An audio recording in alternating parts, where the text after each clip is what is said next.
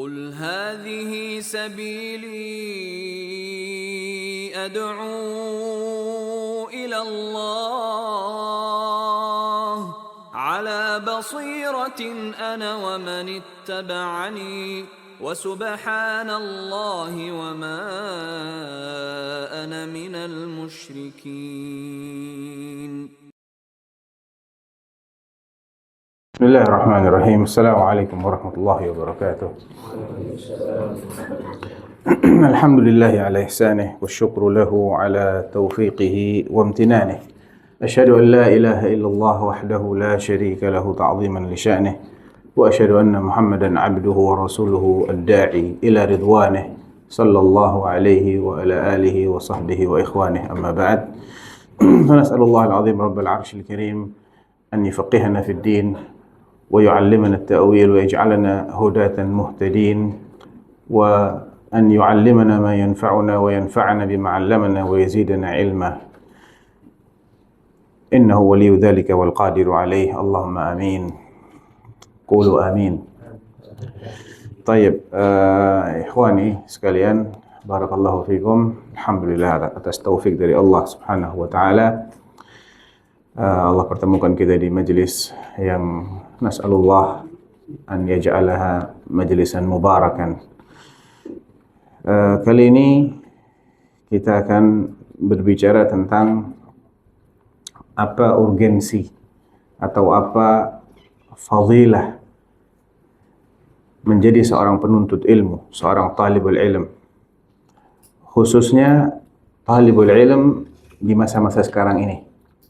Ya, yang demikian banyak cabarannya atau ujiannya untuk tetap istiqamah menjadi seorang talibul ilm, maka kita perlu untuk mengetahui apa keutamaan-keutamaan dari seorang talibul ilm.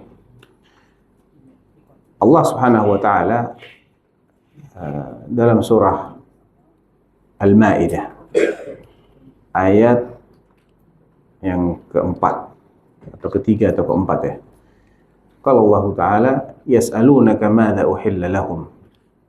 Mereka bertanya kepadamu apa yang dihalalkan bagi mereka untuk mereka makan. Qul uhilla lakumut thayyibat. Jawab, wahai Rasulullah SAW, dihalalkan bagi kalian semua yang baik-baik. Itu yang pertama. Yang kedua, wa ma 'allamtum minal jawarih mukallibin tu'allimunahunna mimma 'allamakumullah. Selain makanan yang baik-baik adalah hasil tangkapan dari haiwan-haiwan yang kalian ajarkan kepada mereka sebagian dari ilmu yang Allah ajarkan kepada kalian. Ada haiwan yang terlatih, anjing pemburu, burung elang pemburu. Allah Subhanahu wa taala membedakan antara hasil tangkapan anjing yang terdidik, yang sudah ta'allam, ya, terpelajar, dengan yang tidak terdidik. Nah, bukan hanya manusia. Binatang pun akan terangkat derajatnya karena ilmu. Wa ma 'allamtum minal jawarih mukallibin tu'allimunahunna mimma 'allamakumullah fakulu mimma amsakna 'alaikum. Kalau yang menangkap adalah binatang-binatang yang telah dididik, maka kalian boleh makan hasil tangkapannya. Adapun ketika yang menangkap bukan binatang yang telah terlatih, ya, bukan anjing pemburu yang terlatih, bukan burung pemburu yang terlatih, maka haram dimakan. Subhanallah. Ya, bukan hanya manusia yang diangkat derajatnya oleh Allah. Binatang pun diangkat oleh ilmu. Ini jelas menunjukkan betapa ilmu itu akan mengangkat orang yang memilikinya dan menguasainya. Di surah An-Naml, ya, Allah mengisahkan tentang Nabi Sulaiman alaihi salatu wassalam. Kita nak simak, ya, kita akan tampilkan surah An-Naml di sini. Ya. Bagaimana Allah Subhanahu wa taala mengisahkan tentang ini. Kisah Sulaiman dimulai dari ayat yang ke-16. Wa waritha Sulaimanu Dawud. Sulaiman mewarisi kerajaan yang ditinggalkan dari ayahnya, Nabiullah Dawud. Selain kerajaan, beliau juga mewarisi sebagian dari ilmunya, dari nubuahnya. Beliau juga diangkat menjadi nabi menggantikan ayahnya Dawud alaihissalatu wassalam. Wa waritha Sulaimanu Dawud. Wa qala, beliau berkata, ya ayyuhan nas, ulimna mantiqat tayr. Wahai sekalian manusia, kami diajari oleh Allah bahasa burung. Wa utina min kulli syai', dan kami juga diberi berbagai macam kekayaan dunia. Inna hadza lahuwal fadlul mubin. Ini merupakan karunia yang sangat nyata. Nah, mulai dari sini. Wa husyira li Sulaiman junuduhu minal jinni wal insi wat tayr. Salah satu kehebatan Nabiullah Sulaiman alaihi salatu wassalam adalah kekuasaannya dan dia memiliki pasukan tentara yang terdiri daripada jin, manusia, dan burung. Nah, sehebat-hebat negara yang hebat hari ini, tak ada yang punya pasukan burung. Tak ada yang punya pasukan jin. Ya. Paling hebat mereka punya pasukan manusia. Ataupun robot mungkin ya. Tapi tak ada pasukan yang invisible, jin. Nah, Sulaiman alaihissalatu wassalam, Allah berikan kekuasaan yang tidak dimiliki oleh siapapun yang pernah ada di muka bumi ini. Rabbi habli mulkan la yanbaghi li ahadin min ba'di innaka antal wahhab. Ya Allah, karuniakan kepadaku sebuah kekuasaan yang tidak akan kau berikan kepada siapapun sepeninggalku. Ketika Sulaiman alaihissalatu wassalam merapikan pasukannya sebagai pemimpin tertinggi, kalau dalam bahasa Indonesia panglima di sini ya Pak, panglima ya, panglima pasukan, beliau memeriksa barisan demi barisan, barisan manusia, barisan jin. Ketika memeriksa barisan burung, apa kata beliau? Mali la aral hudhud. Mengapa aku tidak melihat hudhud, salah satu dari anggota pasukan burung? Am kana minal ghaibin? Ataukah memang hudhud tidak hadir? Ghaib. Ya. La u'adzibannahu 'adzaban syadida aw la adhbahanna aw la ya'tiyanni bisultanin mubin. Berhubung karena hudhud telah absen, tidak hadir tanpa izin dari Nabiullah Sulaiman, maka hukumannya berat. La u'adzibannahu 'adzaban syadida. Aku pasti akan siksa dia dengan siksa yang pedih.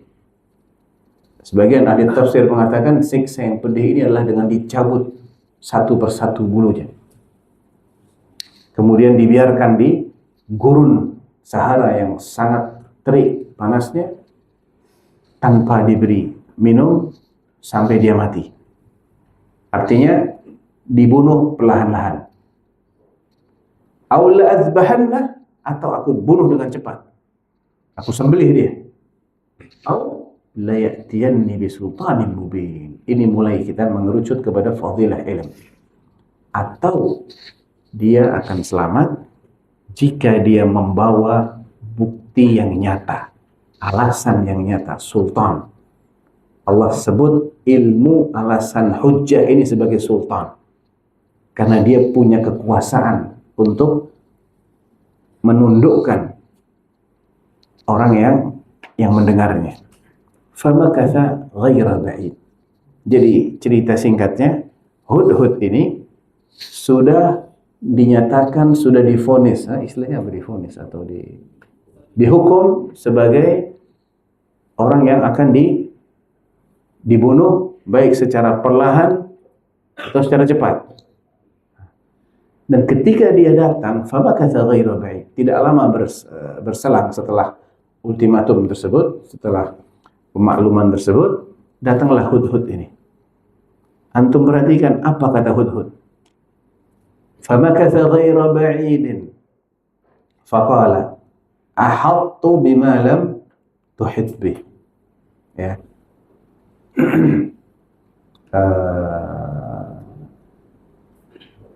Saya agak loncat sedikit, ya, tidak langsung sambung ayatnya. Ini di sini ya. Famakatha ghaira ba'idin faqala ahattu bima lam tuhit bih. Tak lama berselang, Hudhud pun tiba menghadap kepada anak Raja Sulaiman, dan pertama kali dia membanggakan apa? Membanggakan ilmunya. Ahattu bima lam tuhit bih. Aku mengetahui sesuatu yang tidak engkau ketahui. Subhanallah. Ini seekor burung. Seekor burung kecil yang dia sudah tinggal menunggu ajalnya. Tak lama lagi dia akan disembelih atau dia akan dibunuh dengan cara perlahan-lahan. Namun karena dia memiliki ilmu, dia terselamatkan dari hukuman berat ini. Ahattu bima lam tuhit bih. Dia membanggakan sesuatu yang memang itu sesuatu yang berharga, itu ilmu. Waji'tuka min saba'in binaba'in yaqin. Dan aku datang kepadamu dari negeri Saba. Tahu negeri Saba di mana? Di Yaman. Ya. Salah satu provinsi di Yaman namanya Provinsi Saba. Sedangkan kerajaannya Sulaiman alaihissalatu wassalam ada di Baitul Maqdis. Berapa jarak antara Saba ke Baitul Maqdis? Mungkin 2000 km. Dia terbang sejauh 2000 km membawa sebuah kabar berita yang yakin. Ya, ini adalah salah satu ilmu yang disampaikan oleh Hudhud, yang karenanya dia terbebas dari hukuman mati. Bahkan tidak hanya terbebas dari hukuman mati, bahkan namanya pun diabadikan dalam kitab paling mulia Al-Quranul Karim, yang terus dibaca sampai hari kiamat. Waji'tuka min saba'in binaba'in yaqin. Lanjut dari ini, inni wajadtum ra'atan tamlikuhum. Apa berita yang yakin yang dibawa oleh Hudhud ini? Berita yang menyelamatkan dia, bahkan menjadikan namanya abadi dalam kitabullah Al-Quran. Inni, sesungguhnya aku, wajadtum ra'atan, mendapati seorang wanita, tamlikuhum, yang menguasai rakyatnya, menjadi ratu. Wa utiyat min kulli syai', dan dia pun diberi semua kekayaan. Walaha arsyun azim, dan dia pun punya singgasana yang besar. Ini baru mukaddimah. Berita yang pentingnya bukan di sini. Ya, berita yang penting, yang urgennya adalah setelah ini. Wajadtuha wa qaumaha yasjuduna lisyamsi min dunillah. Aku dapati sang ratu itu dan rakyatnya semua sujud menyembah kepada matahari, tidak menyembah kepada Allah. Ini kira-kira burung Hudhud ini belajar tauhid tidak? Dia belajar tauhid, ya. Faham tauhid tidak? Faham tauhid. Ya, satu masalah di antara bab min abwab tauhid, satu masalah di antara ilmu tauhid saja sebesar itu manfaatnya. Bagaimana orang yang mempelajari semua bab tauhid? Inni wajadtu imra'atan tamlikuhum wa utiyat min kulli syai'in wa laha 'arsyun 'azim. Wajadtuha wa qaumaha yasjuduna lisyamsi min dunillah. Sayang, 1000 kali sayang, aku dapati sang ratu dan seluruh warganya sujud menyembah matahari.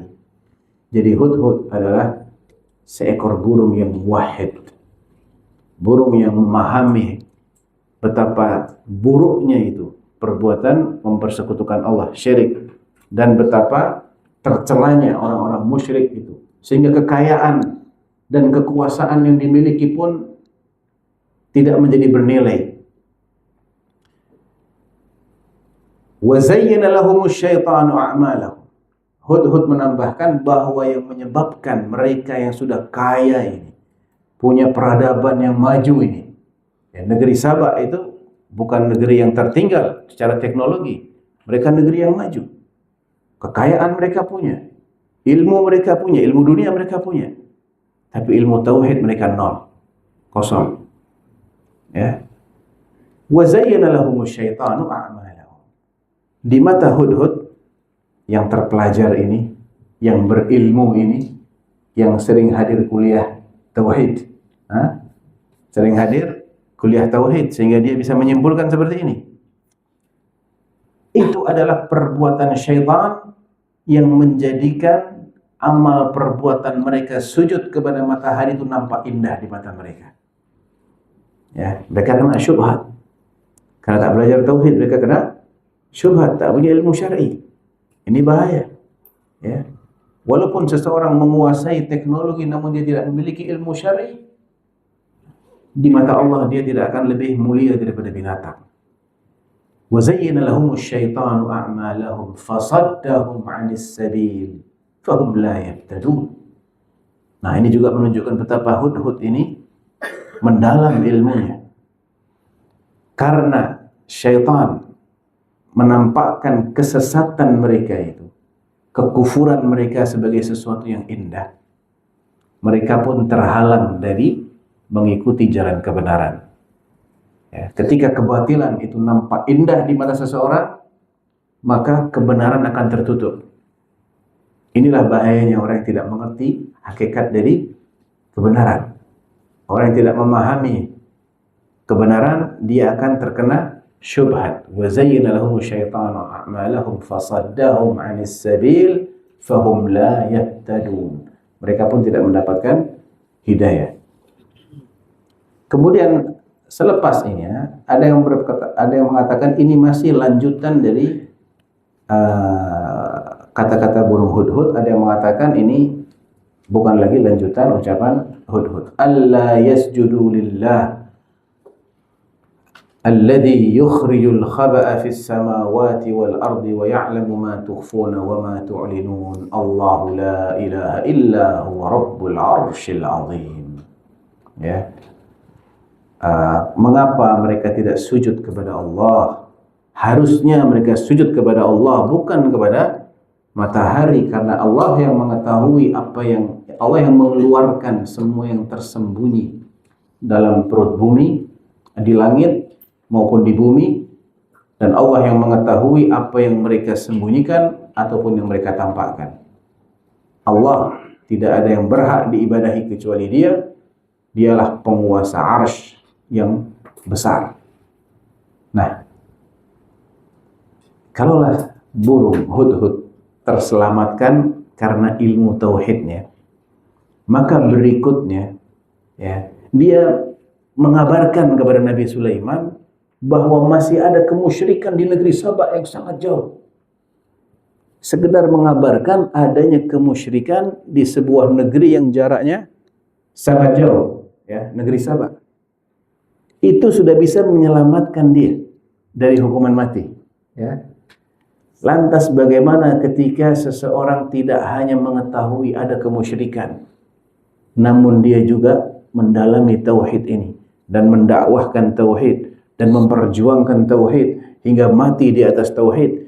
Jelas ini lebih mulia lagi. Nah, kisah berikutnya di surah yang sama menekankan kembali bahwa seseorang yang bertauhid itu lebih hebat dari jin yang paling kuat sekalipun. Apa jin yang paling kuat? Ifrit. Ya, kita simak kisahnya. Kita skip sedikit ya, tidak langsung.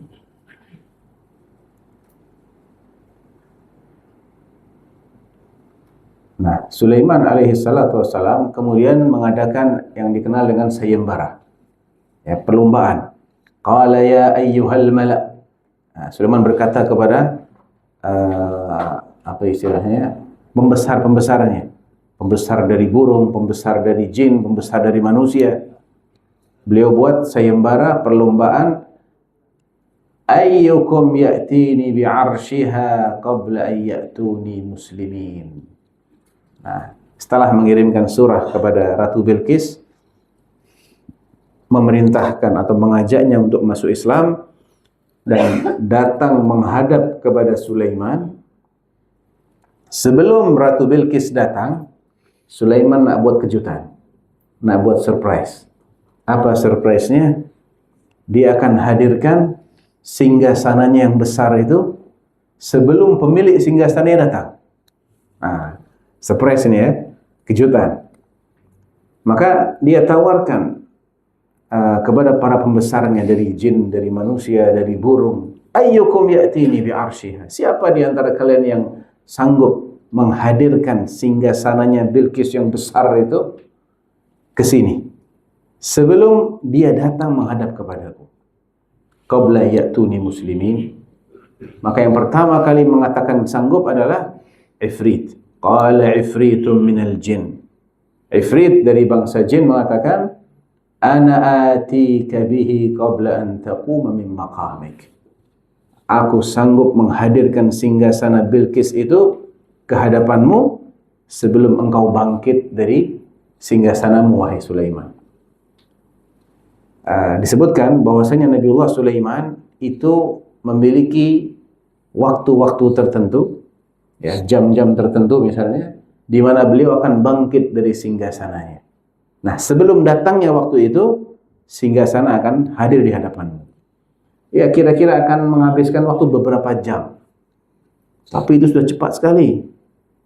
Ya, mengirim sebuah singgasana yang besar, sejauh mungkin 2000 km, ya. Hari ini pun tak bisa cepat itu. Kita nak kemas dulu kan. Habis itu kita panggil FedEx. Pesawat dimasukkan dalam pesawat, take off. Ya, berapa jam tu terbang dia, kemudian landing lagi, bongkar muat lagi, diangkut lagi pakai lori, baru diantar ke istana. Itu mungkin tak cukup seharian. Ya. Nah, ini hanya dalam hitungan jam. Ana atika bihi qabla an taquma min maqamik wa inni alaihi laqawiyyun amin. Kata Ifrit, dan aku adalah jin yang cukup kuat dan dapat dipercaya untuk melaksanakan mission impossible ini. Nah, misi yang luar biasa ini. Ternyata ada yang lebih hebat dari jin Ifrit. Nah, lihat ayat berikutnya. Qala alladhi 'indahu 'ilmun minal kitab. Maka berkatalah seorang manusia laki-laki yang dia memiliki ilmu daripada kitab Zabur. Apakah gerangan ilmunya ini? Yang dengan ilmu ini dia mengatakan sebagai berikut. Ana atika bihi qabla an yartadda ilaika tarfuk. Aku akan hadirkan singgasananya Bilqis ini sebelum matamu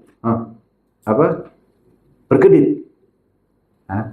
Irtidadut tarf itu artinya ketika kita membuka mata kita, kita bisa melihat objek yang paling jauh.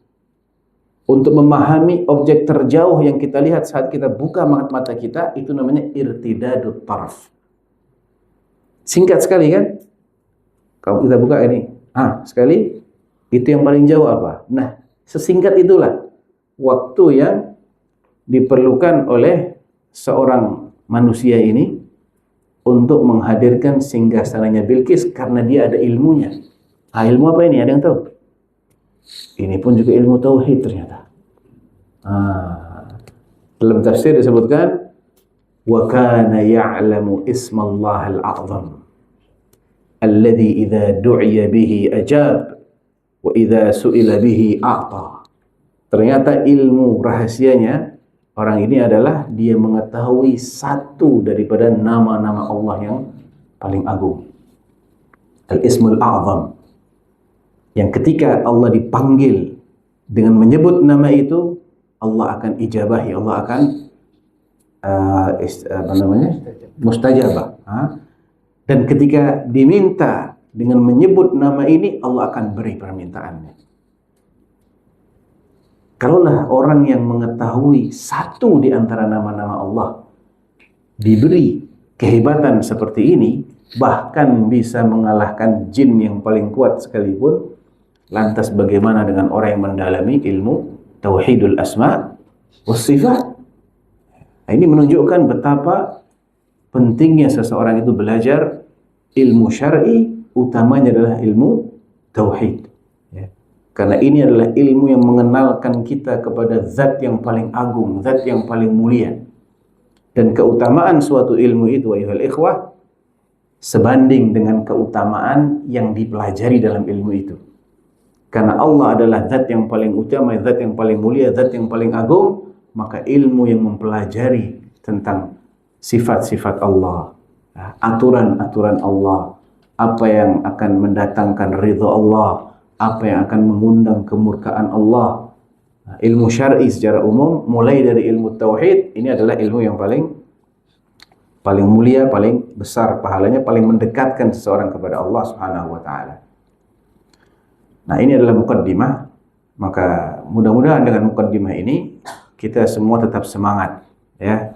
Tetap semangat untuk belajar, untuk talabul ilm, untuk mempelajari kitabullah yang penuh dengan keberkahan ini. Karena memang iblis tak akan pernah diam untuk apa istilahnya, melemahkan semangat orang-orang yang belajar ilmu syar'i.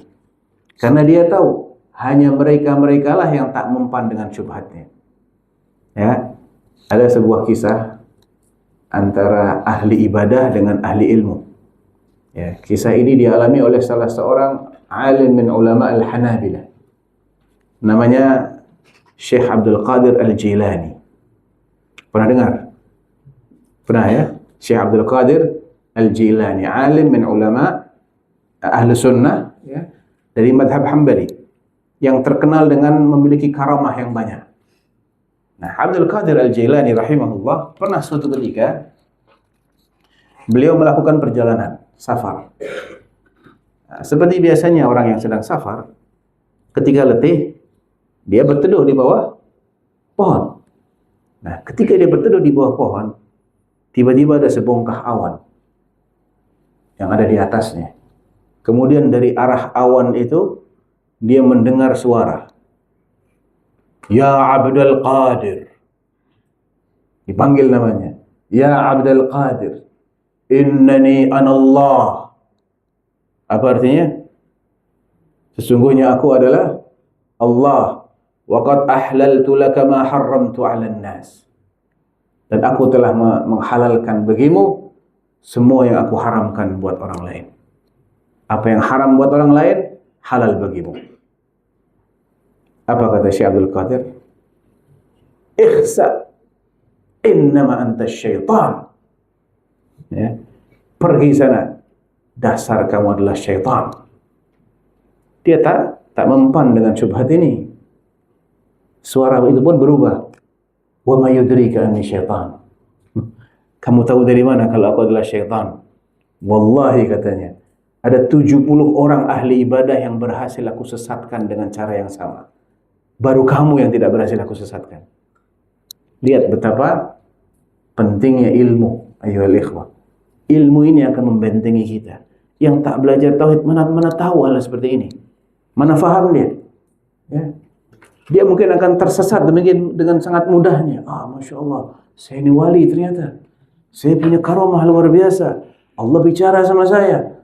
Semua pun jadi halal bagi saya. Langsung dia kena syubhat, tersesat dia, hancur dia. Adapun Syekh Abdul Qadir Al-Jilani, alim min ulama ahli sunnah, dia tak mempan dengan syubhat-syubhat murah seperti ini. Ya. Kata beliau, ketika ditanya, "Kamu tahu dari mana?" Padahal aku telah berhasil menyesatkan 70 orang ahli ibadah. Qal, "Li'anni a'lam anna Allah lam yakun liyuhallil li 'Abdil Qadir ma harramahu ala Muhammad sallallahu alaihi wasallam." Karena aku tahu, aku yakin tak mungkin Allah menghalalkan bagi Abdul Qadir apa yang dia haramkan bagi Muhammad sallallahu alaihi wasallam. Ya. Ibn Taimiyah rahimahullah juga menceritakan ahlul bid'ah itu seringkali tertipu, terkecoh oleh fitnahnya syaitan ketika dia datang ke kubur orang yang dianggap sebagai wali misalnya, dipanggil namanya, di malam hari tiba-tiba muncul bayangan persis seperti orang itu saat dia masih hidup, kemudian berbicara, menyampaikan sesuatu Ini semua adalah termasuk tipuan daripada syaitan. Ya. Dan dengan mudahnya syaitan itu menjelma jadi orang-orang yang kita kenal. Hanya orang-orang yang bertauhid, hanya orang-orang yang faham tentang akidah dan manhaj Ahlus Sunnah wal Jamaah yang akan terlindungi dari fitnah-fitnah semacam ini. Ya. Nah, di sini ada beberapa fadilah, ya, keutamaan dari menuntut ilmu yang dikumpulkan oleh Al-Imam Al-Khatib Al-Baghdadi rahimahullah ta'ala. Cukup banyak, kita nak ambilkan sebagian saja. Ada anjuran di sini agar kita ini menghafal dan menyampaikan ilmu syar'i yang sumber utamanya adalah kitabullah dan sunnah Rasulullah sallallahu alaihi wasallam. Dalam bab yang pertama, bab ma ruwiya an Rasulillah sallallahu alaihi wasallam fil hathi 'ala at-tabligh wal hifdz anhu. Ya, bab beberapa riwayat yang disampaikan oleh Nabi sallallahu alaihi wasallam tentang anjuran untuk menyampaikan ilmu dan menghafal ilmu.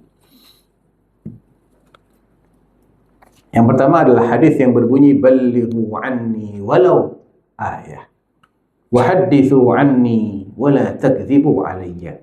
Artinya, sampaikanlah dariku walaupun hanya satu ayat. Untuk kita bisa menyampaikan ayat, kita mesti apa? Pertama, kita mesti menghafal. Karena ayat ini tak boleh kita rekayasa. Tidak boleh kita merubah-rubah ayat. Yang depan kita pindah ke belakang, yang belakang kita pindah ke depan, tak boleh. Ya. Kita harus hafal secara akurat, secara tepat. Ya. Ballighu anni walau ayah. Wa hadithu anni, dan sampaikanlah hadisku, kata Nabi SAW, wala takdzibu alayya. Tapi jangan engkau berdusta atas namaku. Jadi pastikan ini adalah hadis yang disabdakan oleh Nabi sallallahu alaihi wasallam. Nah, kemudian beliau menyebutkan sanad yang cukup panjang di sini. Intinya adalah anna Abdullah bin Amr haddatsahu annahu sami'a Rasulullah SAW. Dari sahabat Abdullah bin Amr ibn al-As radhiyallahu anhuma. Salah satu sahabat yang hadisnya sangat banyak sebetulnya.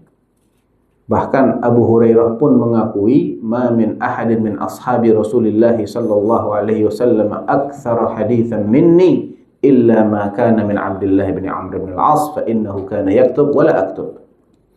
Tidak ada sahabat Nabi yang lebih banyak menghafal hadis daripada aku, kecuali Abdullah bin Amr ibn al-As. Kenapa dia lebih banyak menghafal hadis Nabi? Karena dia mencatatnya, sedangkan aku tidak mencatat, aku langsung menghafal. Namun kenapa kita tak banyak menjumpai hadisnya Abdullah bin Amr bin al-As sebanyak hadisnya Abu Hurairah? Karena Abdullah bin Amr bin al-As tersibukkan dengan ibadah. Beliau adalah ahli ibadah. Sedangkan Abu Hurairah adalah ahli hadis. Beliau sebarkan hadis ini. Beliau adakan majlis khusus untuk menyebarkan hadis-hadis Nabi. Sehingga hadis yang dihafal oleh Abu Hurairah lebih tersebar daripada hadis yang dihafal oleh Abdullah bin Amr ibn al-As. Betul, itu tawadhu juga. Ya, selain Abu Hurairah juga bersikap tawadhu, tapi memang karena ada faktor lain. Abdullah bin Amr bin al-As itu kana yashtaghil bil ibadah. Beliau pernah minta izin kepada Nabi SAW, ya Rasulullah, berapa hari aku harus menghatamkan Al-Quran? Qala ikhtimha syahran. Khatamkan dalam 1 bulan. Qala inni astati wa an akhtima akthar min dhalik. Aku dapat menghatamkan lebih cepat dari itu. Qala sebulan 2 kali. Saya bisa lebih. Sebulan 3 kali. Saya bisa lebih. Terus sampai akhirnya tiap 3 hari sekali kau khatamkan. Dia bilang saya bisa lebih. Jangan lebih dari itu. Ya. Kalau engkau khatamkan lebih cepat dari 3 hari sekali, dan itu menjadi kebiasaan, engkau tidak akan bisa memahami Al-Quran. Nah, semenjak saat itu, dia setiap hari dia baca berapa juz? 10 juz. Nah, ternyata di saat usianya sudah mulai tua, dia menyesal, kenapa aku tidak terima rukhsahnya Rasulullah dahulu. Berat setiap hari harus membaca 10 juz dan beliau juga rajin siam, rajin puasa. Nah, kesibukan beliau membaca Al-Quran dan untuk istiqamah ya terhadap apa yang sudah diperintahkan inilah yang menyebabkan beliau tak punya banyak waktu untuk menyebarkan hadis. Dalam hadisnya Abdullah bin Amr bin Al-As, Nabi SAW bersabda, beliau mendengar Nabi mengatakan, "Ballighu anni walau ayah, sampaikanlah dariku walaupun satu ayat.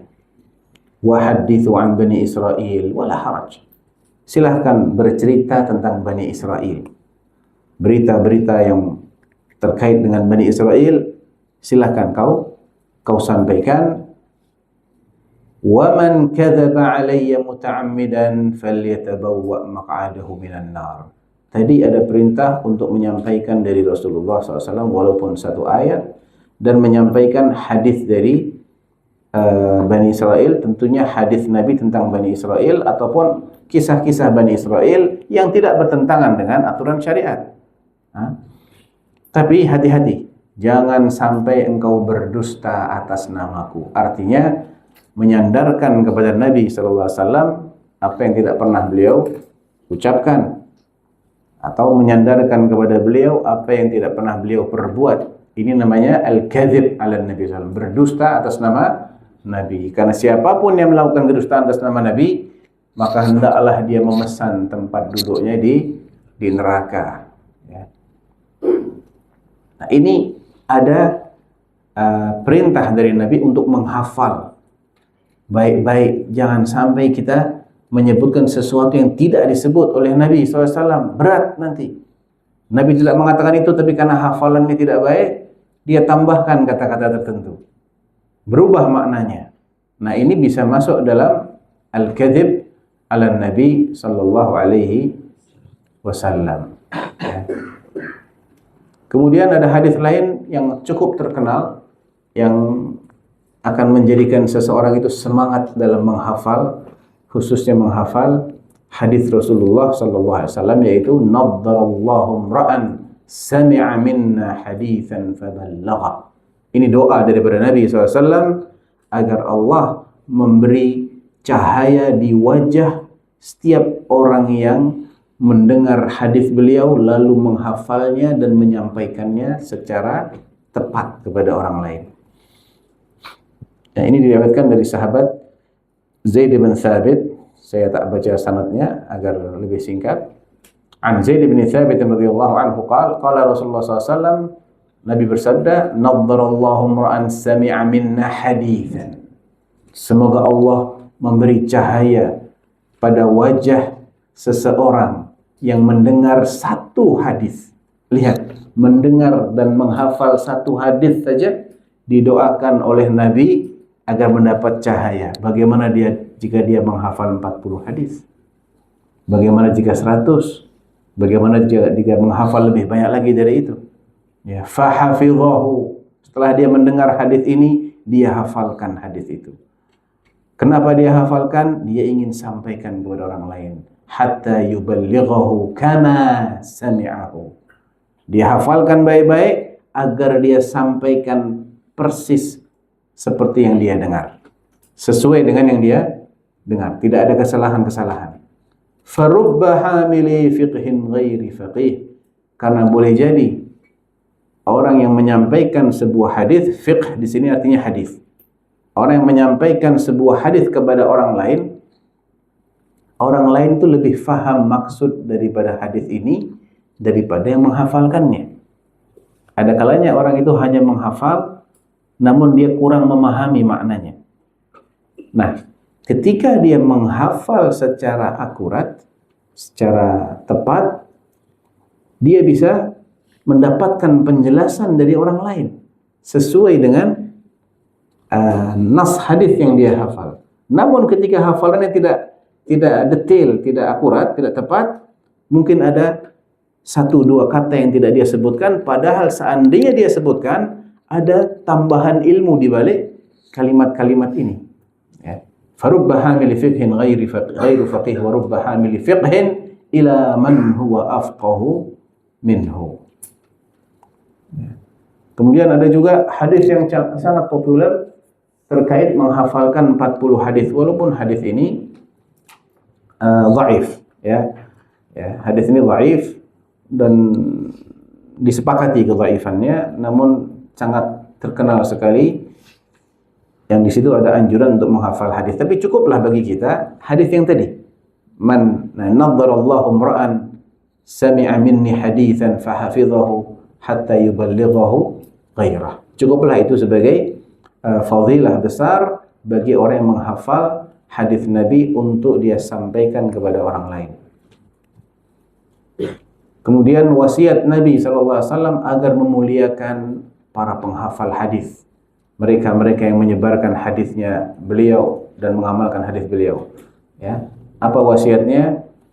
Diriwayatkan oleh Abu Harun Al-Abdi, ya, salah seorang tabi'in yang bernama Abu Harun Al-Abdi. Qal, kunna idza ataina Aba Sa'id Al-Khudri. Kami ini biasa ketika datang kepada sahabat Abu Sa'id Al-Khudri, beliau menyambut kami, marhaban biwasiyati Rasulillah. Selamat datang kalian-kalian yang menjadi wasiat daripada Rasulullah sallallahu alaihi wasallam. Beliau sebelum wafat berpesan agar kami memperlakukan kalian dengan baik. Marhaban biwasiyati Rasulillah. Qulna, wa ma wasiyatu Rasulillah? Mereka pun bingung. Apa yang kau maksud dengan wasiat Rasulullah? Jawabnya Abu Sa'id, qala lana Rasulullah SAW. Beliau pernah berpesan kepada kami, Rasulullah SAW pernah berpesan kepada kami, innahu sayati min ba'di qaumun yas'alunakumul haditha anni. Kata Nabi, nanti sepeninggalku akan ada orang-orang yang bertanya kepada kalian, wahai para sahabat. Mereka bertanya tentang aku kepada kalian. Orang yang bertanya tentang Rasulullah adalah orang yang mempelajari hadisnya Rasulullah. Apa yang diucapkan Rasulullah tatkala begini, tatkala begitu, apa yang dilakukan Rasulullah, apa yang disetujui oleh beliau, apa sifat-sifat beliau. Nah, ini adalah orang yang belajar hadis, yang sering bertanya tentang Rasulullah sallallahu alaihi wasallam. Maka pesan beliau, fa idza ja'ukum fa'altifu bihim wa hadithuhum. Maka ketika orang-orang ini datang kepada kalian, wahai para sahabatku, perlakukanlah mereka dengan lembut, ya, dan sampaikan kepada mereka hadis-hadisku. Nah, ini adalah wasiatnya Rasulullah sallallahu alaihi wasallam. Kemudian dalam bab berikutnya Nabi mengatakan, bada'al Islamu ghariban wa sayaudu ghariban fatuba lil ghuraba. Nah, ini salah satu cabaran bagi para penuntut ilmu di masa sekarang ini. Jumlah mereka tak banyak. Ya. Jumlah mereka sedikit sekali. Dibanding dengan mereka yang mengejar dunia, mana lebih banyak? Yang mengejar dunia lebih banyak. Yang belajar ilmu-ilmu untuk menjadi kaya di dunia lebih banyak. Ya. Padahal yang lebih manfaat, yang lebih besar nilainya dan kedudukannya adalah ilmu yang menjadikan mereka menjadi hamba Allah yang faham bagaimana mengabdikan dirinya kepada Allah. Karena inilah ilmu yang menjadikan manusia itu bernilai sebagai manusia, bukan bernilai sebagai hayawan. Ya, Allah Subhanahu wa taala mengatakan ketika berbicara tentang orang-orang yang tidak beriman, orang kafir. Kita simak di surah Al-A'raf contohnya. Ya. Surah Al-A'raf ayat ke 179.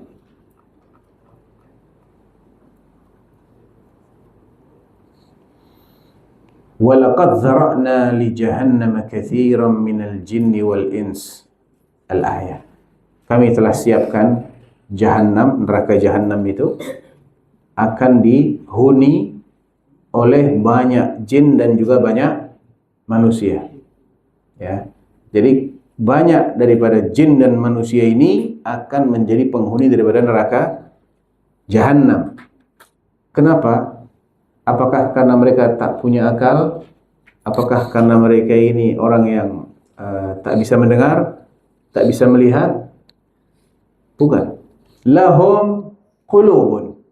Mereka diberi sanubari, hati untuk berfikir, untuk merenung. La yafqahuna biha. Tapi mereka tidak gunakan itu untuk memahami. Walahum a'yun. Mereka pun diberi mata oleh Allah. La yubsiruna biha. Tidak mereka gunakan untuk melihat tanda-tanda kebenaran Allah. Walahum adhanun la yasma'una biha. Mereka pun diberi telinga, tapi tidak mereka gunakan untuk mendengar peringatan-peringatan. Coba, saya nak tanya antum semua. Sapi itu punya mata tak? Kambing punya. Anjing pun punya. Ya. Dia bisa mendengar suara? Bisa. Dia punya otak? Otak punya. Akal? Akal punya? Tidak punya akal. Ya. Manusia punya mata, punya telinga, bisa melihat, bisa mendengar, punya otak, punya akal. Nah, sekarang kalau ada sapi, lembu ya. Lembu, antum bacakan surah Al-Baqarah. Apa artinya Al-Baqarah? Lembu juga. Lembu kita bacakan surah Al-Baqarah. Faham dia? Mendengar? Mendengar. Ya. Mendengar. Bacaan tuh dia masuk ke telinga dia, tapi tak paham sedikit pun. Betul? Nah, kalau ada manusia dibacakan surah Al-Baqarah, dia tak paham. Bedanya apa dengan lembu? Maka jangan sampai antum tak paham surah Al-Baqarah. Ya, jangan sampai antum tak paham daripada Al-Quran ini. Ya, karena telinga ini tak ada fungsi. Kalau hanya untuk mendengar suara, sapi pun mendengar suara, lembu mendengar suara, kambing mendengar suara, unta mendengar suara, kucing mendengar suara, ya. Melihat. Lembu juga melihat dengan matanya kan? Dia melihat itu ada rumput di sana. Melihat ada air di sana, ada pohon, ada betina di sana. Tapi dia pernah berpikir gak? Apakah itu rumput halal atau haram? Tidak pernah berpikir. Apakah air itu halal atau haram? Tidak pernah lembu berpikir. Apakah betina itu halal atau haram? Tak pernah juga dia berpikir. Apa yang dia mau, dia lakukan. Jadi mata dia ini tidak difungsikan untuk berbuat sesuai aturan Allah. Telinga dia pun tidak difungsikan untuk mendengar ayat-ayat Allah dan memahami ayat-ayat Allah. Nah, ketika ada manusia yang telinganya seperti itu, matanya pun tak berfungsi lebih daripada mata lembu, maka siapa yang lebih sesat? Manusia lebih sesat. Kenapa? Karena Allah berikan akal yang tidak Allah berikan kepada lembu. Tapi yang diberi akal ternyata sama sesatnya dengan lembu. Ya, ulaika kal an'am bal hum adall. Ya, makanya hakikat daripada ilmu yang benar-benar akan mengangkat derajat seseorang itu bukanlah ilmu tentang bagaimana sejahtera di dunia. Salah. Kalau bagaimana ilmu sejahtera di dunia, lembu pun sejahtera di dunia. Ya, mereka tak mati kelaparan insyaallah. Selama rezekinya masih ada, mereka pun akan makan. Mereka akan minum, ya. Mereka bisa tidur pulas. Bisa berkembang biak. Orang kafir pun makan, minum, tidur, berkembang biak sama. Kalau ilmu seseorang sebatas bagaimana dia sejahtera di dunia, maka itu bukanlah ilmu yang membedakan dia dengan binatang. Bukan pula ilmu yang membedakan dia dengan orang-orang yang tidak beriman. Makanya kita mesti sadari ini nikmat besar manakala antum semua berada di sebuah madrasah, di sebuah tempat yang di sana antum belajar kitabullah, belajar Al-Quran, belajar hadis Nabi. Karena ini adalah warisan daripada Nabi Sallallahu Alaihi Wasallam. Beliau adalah manusia paling mulia, maka warisan yang beliau tinggalkan pun pasti paling mulia. Nah, Ada sebuah ayat yang kalau kita renungi, ayat ini akan menyadarkan kita bahwa orang yang hanya menguasai ilmu-ilmu yang kasat mata apa? Zahir. Ilmu yang nampak oleh matanya, ilmu fisika, ilmu matematik, ilmu biologi, ilmu chemical, ilmu astronomi, ya. Ini adalah orang tidak berilmu di mata Allah. Ada di surah Ar-Rum ayat ke-5 dan ayat ke-6. Ya. Kita simak surah Ar-Rum surah ke-30 ayat ke-6 dan ke-7. Ya. Wa'dallah, itulah janji Allah. Maksudnya janji bahwasanya Allah akan memenangkan bangsa Romawi setelah mereka dikalahkan oleh bangsa Persia dalam beberapa tahun. Itu janji Allah. La yukhlifullahu wa'dah. Allah tidak akan pernah ingkar terhadap janjinya. Walakinna aktsaran nasi la ya'lamun. Perhatikan ayat ini. Akan tetapi aktsaran nas, apa artinya? Kebanyakan manusia. La ya'lamun, apa artinya? Tidak mengetahui, tidak berilmu. Siapakah orang-orang yang tidak berilmu itu? Ayat selanjutnya luar biasa. Ya'lamun. Orang yang la ya'lamun adalah orang yang la ya'lamun. Bagaimana nih? Orang yang la ya'lamun, kata Allah adalah ya'lamun, yaitu orang-orang yang mengetahui zahiran minal hayatid dunya. Yang zahir-zahir saja, yang nampak-nampak saja. Ilmunya tak pernah keluar daripada perkara dunia. Ilmu akhirat kosong, ya, sifar. Tak pernah dia berpikir tentang bagaimana nasib dia setelah dia mati.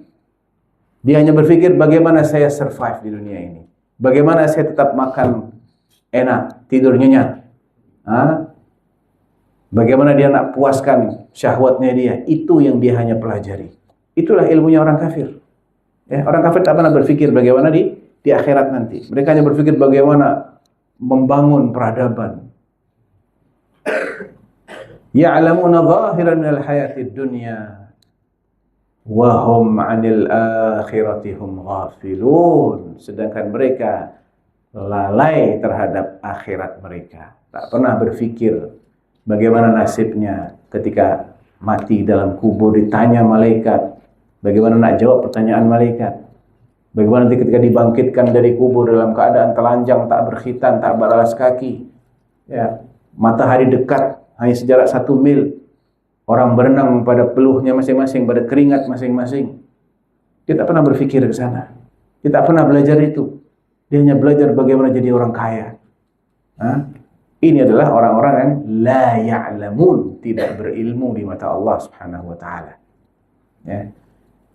Allah juga ingatkan kita tentang kecanggihan teknologi itu bukanlah jaminan keselamatan. Ya. Ana yakin antum semua hafal ayatnya.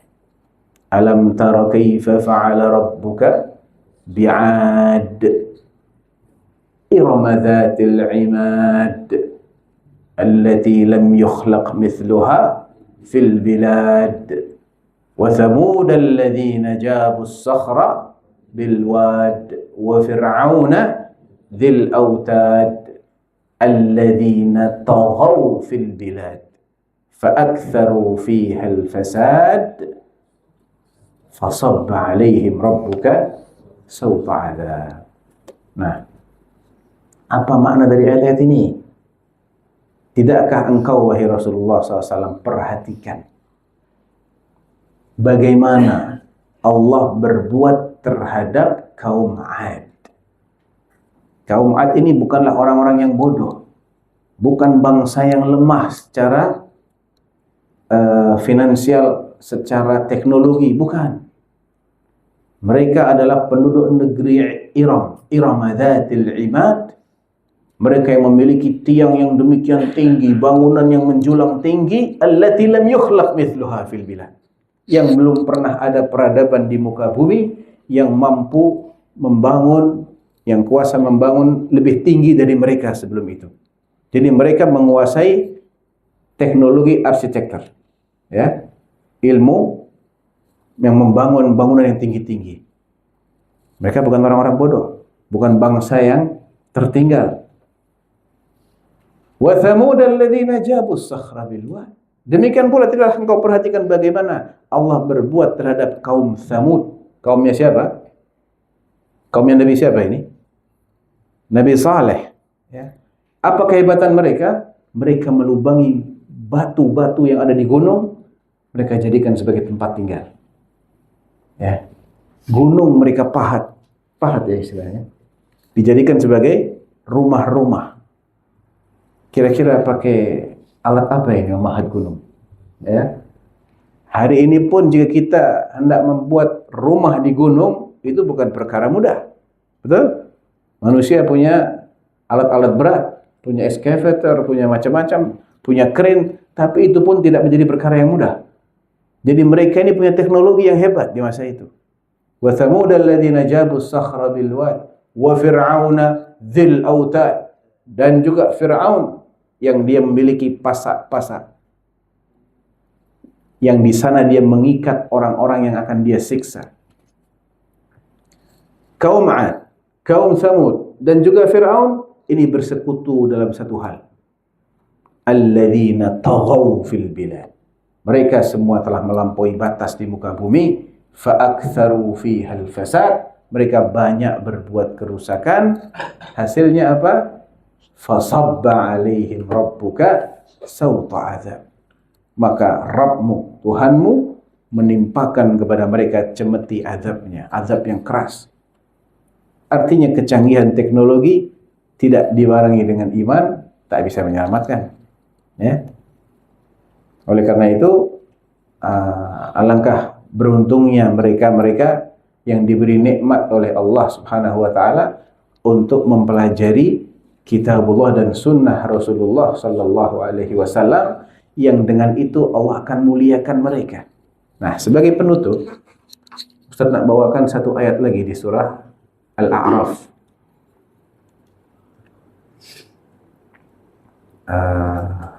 Ayat 175. Ya. Al-A'raf.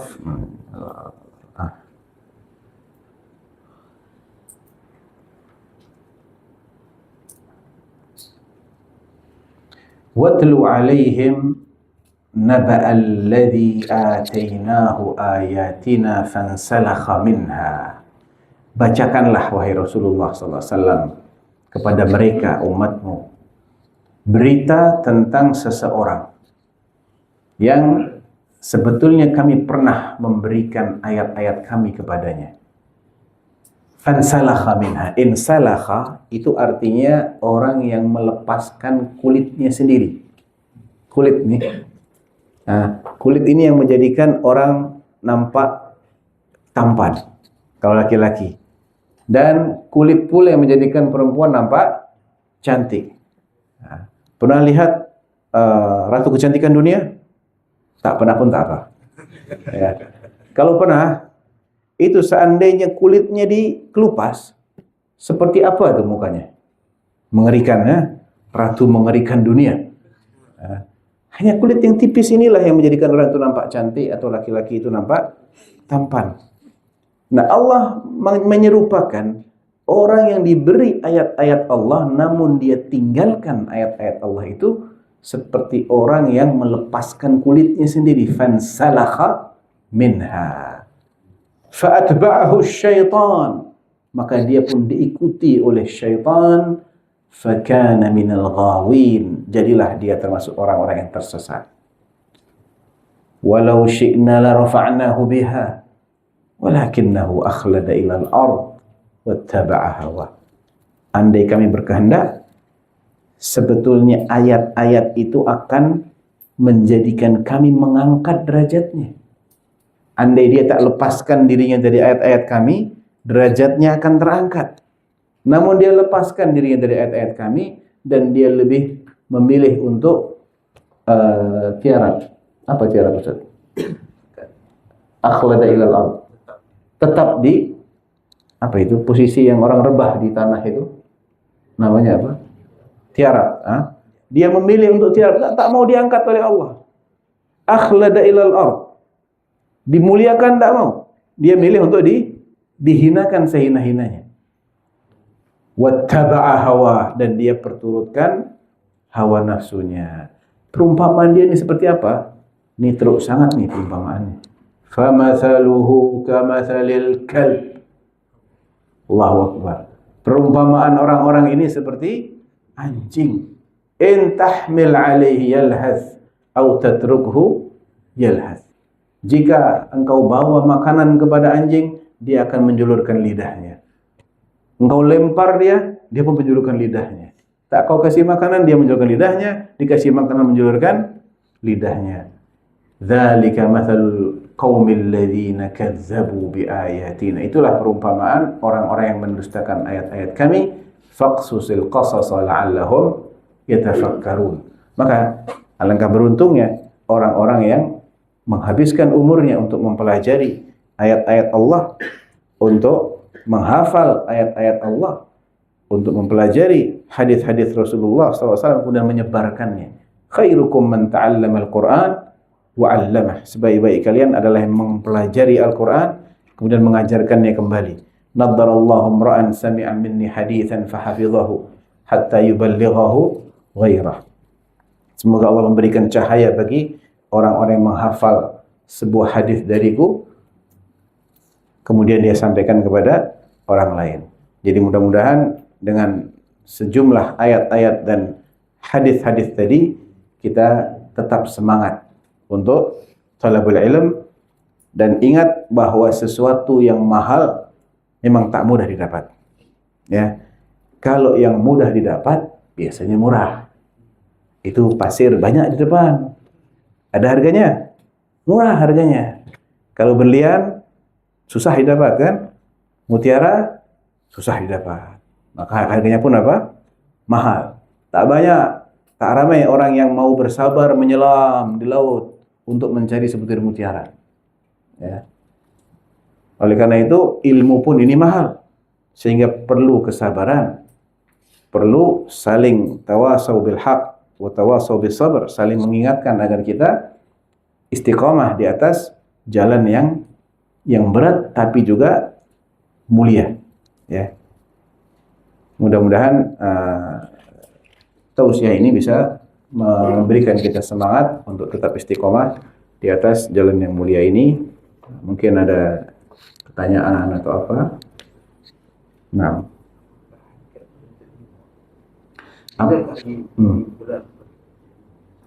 apakah hakikat penuntut ilmu? Bilakah dia digelar sebagai penuntut ilmu yang sebenarnya? Nah, ilmu yang dibahas ya, disebut-sebut dalam ayat Al-Quran, dalam hadis Nabi, dalam perkataan para ulama salaf, itu adalah ilmu yang bermanfaat. Ilmu yang memberikan manfaat yang baik bagi orang yang mencarinya. Bukan sekedar dia tambah maklumat-maklumat baru. Bukan sekedar dia perluas maklumat yang tadinya tidak mengetahui, kemudian jadi tahu, kemudian sudah tak ada pengaruh apapun. Nah, bukan itu ilmu yang bermanfaat. Bukan itu ilmu yang kita disuruh, diperintah untuk mencarinya, untuk menyebarkannya, bukan. Tapi ilmu ini harus memberikan manfaat. Nah, manfaat itu ada 3 macam. Ada manfaat yang berupa ucapan. Sebelum dia menuntut ilmu, ucapannya masih kurang baik. Setelah dia menuntut ilmu, ucapannya semakin baik. Nah, ini manfaat. Atau manfaat berupa perbuatan. Sebelum dia belajar, dia tak rajin sholat. Ya, suka berbuat maksiat. Setelah dia belajar, dia mulai rajin sholat, mulai tinggalkan maksiat. Ini pun manfaat. Atau manfaat berkaitan dengan hatinya. Bertambah rasa takutnya kepada Allah. Bertambah cintanya kepada Allah dan Rasulnya SAW. Bertambah tawakalnya. Bertambah harapannya. Dan lain sebagainya. Ini adalah manfaat yang bersifat qalbiyah. Jadi selama ilmu itu memberikan manfaat, maka itulah ilmu yang kita diperintahkan untuk mencarinya. Al-Imam Sufyan Ats-Tsauri rahimahullah ta'ala salah seorang ulama ahlul hadis terkenal yang wafat tahun 161 Hijriah. Beliau semenjak kanak-kanak sudah diberi nasihat oleh ibundanya.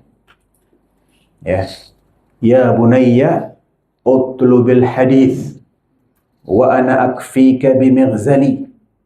Hai putraku, berangkatlah engkau mencari hadis Nabi. Aku yang akan mencukupimu, akan memenuhi keperluanmu, memberikan nafkah kepadamu dari hasil memintal kapas. Memintal ya. Kapas dipintal menjadi benang, dijual oleh sang ibu. Hasilnya untuk membiayai sang anak untuk mencari ilmu hadis. Fa idza katabta 'asyrata ahadits fanzur. Jika engkau telah mencatat 10 hadis saja, perhatikan. Adakah perbaikan pada caramu berbicara, caramu berjalan, amalmu semakin baik? Kalau engkau dapati perbaikan, maka lanjut. Jika tidak, maka hentikan saja. Fa innama aktsarta min hujajillahi 'alaik. Karena jika tak ada kebaikan sedikit pun, tak ada perubahan sedikit pun, tak pada hatimu, tak pada tutur katamu, tak pada gerak-gerikmu, maka jangan dilanjut. Karena engkau hanya memperberat. Engkau hanya menambah hujjah Allah yang akan semakin memberatkan dirimu. Karena semakin kita tahu, semakin kita tak punya alasan kan? Ya, betul gak? Dia sudah tahu ini haram, dia kerjakan. Dengan orang yang belum tahu kalau itu haram, mana yang lebih berat? Yang sudah tahu itu haram dia kerjakan. Sudah tahu itu tak boleh diucapkan, dia ucapkan. Nah, semakin seseorang itu bertambah ilmunya, namun tidak menjadi semakin baik, maka berarti makin banyak bukti-bukti yang akan memberatkan dia nanti di akhirat. Jadi talabul ilm adalah orang yang memang mencari ilmu untuk menyelamatkan dirinya. Sebagaimana Imam Ahmad rahimahullah ketika ditanya, al-ilmu la ya'diluhu syai' liman sahhat niyyatuh. Ilmu itu tak ada duanya bagi orang yang niatnya benar dalam mencari ilmu. Ditanya, kaifa tasihhud niyyah ya Abu Abdullah? Bagaimana agar niat kita ini benar dalam mencari ilmu? Jawab beliau, an yanwiya raf'al jahli an nafsihi wa an ghairihi. Yaitu dengan meniatkan agar dia bebaskan dirinya dari kejahilan. Kemudian dia berniat untuk membebaskan orang lain dari kejahilan. Itulah niat yang benar dalam mencari ilmu. Ya. Mungkin awalnya seseorang belum bisa menghadirkan niat-niat seperti ini. Tak apa, tak masalah. Lanjut, terus. Sufyan Ats-Tsauri itu sendiri mengatakan apa? Talabnal haditsa li ghairillah fa aba an yakuna illa lillah. Awalnya kami ini mencari hadis bukan karena Allah. Lambat laun hadis ini yang mengarahkan kami sehingga kami menjadi ikhlas dan hanya mencarinya karena Allah. Tak apa. Orang itu perlu proses, perlu bertahap dalam meluruskan niat. Ketika seseorang sudah berhenti di tengah jalan karena takut dia tak ikhlas, kapan dia akan menjadi orang berilmu? Ya, syaitan itu pandai. Dia akan berbisik, kamu tak ikhlas nih. Berat begitu saja kamu. Kamu lebih baik berhenti saja. Senang dia kalau ada orang berhenti dalam mencari ilmu, karena ini akan mudah disesatkan oleh syaitan. Jadi begitu ada bisikan-bisikan agar kita berhenti, kita lawan. Kita doa kepada Allah Subhanahu wa taala agar memberi kita istiqamah. Ya. Kita istighfar, Allahumma inni a'udzubika min an usyrika bika syai'an wa ana a'lam. Ada doa yang diajarkan oleh Nabi SAW agar kita terhindar dari mempersekutukan Allah dalam keadaan sadar ataupun tak sadar. Ya Allah, aku berlindung kepadamu dari mempersekutukanmu dalam keadaan sadar, wa astaghfiruka lima la a'lam, dan aku minta ampun kepadamu manakala aku mempersekutukanmu dalam keadaan tidak sadar. Ya, artinya kita berbuat riya, itu artinya kita mempersekutukan Allah. Ya, kalau kita sadar kita berbuat riya, kita berlindung kepada Allah. Jangan sampai kita seperti itu. Kalau kita tak sadar, maka kita minta ampun. Lanjut, jangan putus. Nah,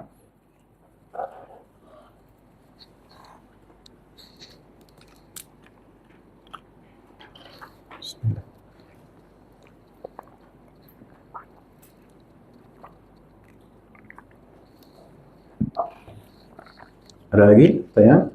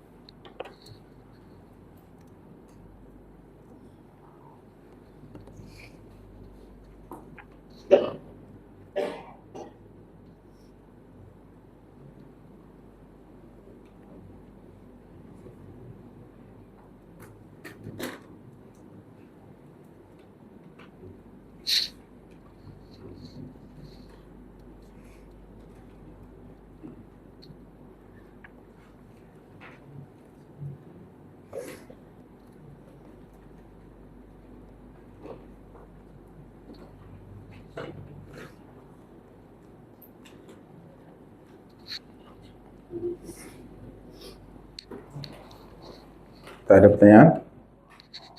Naktafi? Baik. Jika tak ada pertanyaan, mudah-mudahan materi kuliah kita pagi ini bisa difahami, bisa memberikan kita semangat untuk tetap berada di jalan yang mulia ini, menjadi pewaris para nabi. Ya. Innal ulama warathatul anbiya wa innal anbiya lam yuwarrithu dinaran wala dirhaman wa innama warrathul ilm faman akhadahu faqad akhadha bihadhin wafir. Ya, sesungguhnya para ulama adalah pewarisnya para nabi, dan para nabi tidak meninggalkan warisan berupa dinar ataupun dirham. Ya, tak berupa ringgit, tak berupa dolar, tak berupa emas, tak berupa perak. Warisan para nabi adalah apa? Adalah ilmu. Maka barang siapa mengambil warisan para nabi, dia mendapatkan sesuatu yang besar sekali. Ya, barakallahu fiik. Wallahu ta'ala a'lam. Sallallahu ala nabiyyina Muhammad wa ala alihi wa sahbihi wasallam. Subhanakallahumma wa bihamdika asyhadu an la ilaha illa anta astaghfiruka wa atubu ilaik. Assalamualaikum warahmatullahi wabarakatuh.